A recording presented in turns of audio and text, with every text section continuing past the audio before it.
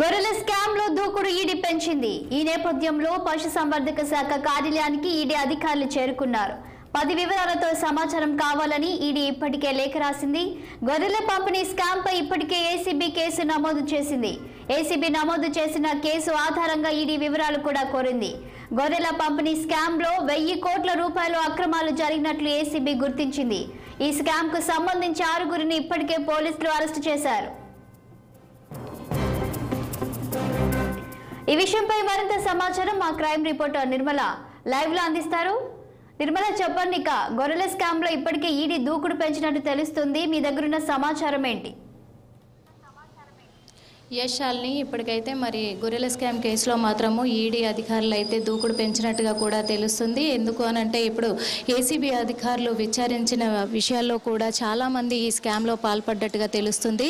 మరి వారం రోజుల క్రితం కూడా మరి మాజీ మంత్రి తలసాని శ్రీనివాస్ యాదవ్ దగ్గర ఓఎస్డీగా పనిచేసిన కళ్యాణ్ని మరి అలాగే సీఈఓ రామచందర్ని కూడా అదుపులోకి తీసుకొని మరి వాళ్ళు అరెస్ట్ చేసి కూడా విచారించడం కూడా జరుగుతుంది. అంతేకాదు వాళ్ళతో పాటు ఇంకో 4గురిని మొత్తం కలిపి 6 వ్యక్తులు కూడా వాళ్ళు విచారణ జరిపించారు. ఆ విచారణ నిమిత్తం కూడా ఇప్పుడైతే మరి గొర్రెల స్కామ్ విషయంలో చాలా విషయాలు కూడా వెలుగులోకి రావడంతో మరి ఏసీబీ అధికారుల దగ్గర ఈడీ అధికారులు అయితే సమాచారం అంతా కూడా రాబట్టి మరి ఇక్కడ పశుసంవర్ధక శాఖ అధికారులకు కూడా ఈడీ అయితే నోటీసులు కూడా జారీ చేయడం జరిగింది.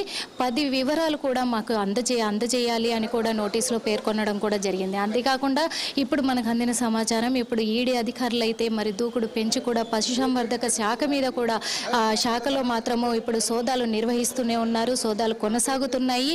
ఆ సోదాలలో కూడా మరి ఈ 6 నిందితులు కూడా వీళ్ళ దగ్గర వెల్లడించిన విషయాలు ఏంటి అని అంటే కూడా మరి ఇతర రాష్ట్రాల నుంచి గత ప్రభుత్వం ఉన్నప్పుడు గొర్రెల స్కీమ్ స్కామ్ పెట్టినప్పుడు కూడా గొర్రెల స్కీమ్ పెట్టడంతో కూడా మరి అందాల్సిన రైతులకు అందరికీ కూడా గొర్రెలు అందకుండా అప్పుడు ఇతర రాష్ట్రాల నుంచి కొనుగోలు చేసి ఇక్కడ మన తెలంగాణ రాష్ట్రంలో మరి రైతులకు అందజేయాలనే ఇదితోటి కూడా ఈ కార్యక్రమాన్ని కూడా నిర్వహించారని కూడా తెలుస్తుంది. మరి అక్కడి నుంచి కొనుగోలు చేసిన తర్వాత కూడా మరి రైతులకి అందాల్సిన రైతులందరికీ కూడా మరి గొర్రెల పంపిణీ జరగకుండా మధ్యలోనే అధికారులందరూ కూడా మరి ఈ స్కామ్లో పాల్పడి మధ్యలో అవకతవకలు చేసినట్టుగా కూడా వెల్లడవుతున్నాయి బయటికి.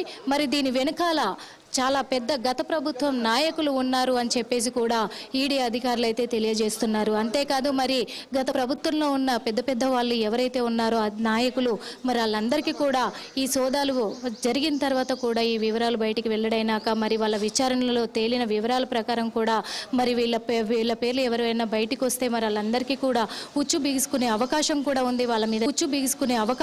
ఉంది. వాళ్ళ మీద చర్యలు కూడా చేపట్టే అవకాశం కూడా ఉందని అయితే తెలుస్తుంది. Shalini, thank you Nirmala.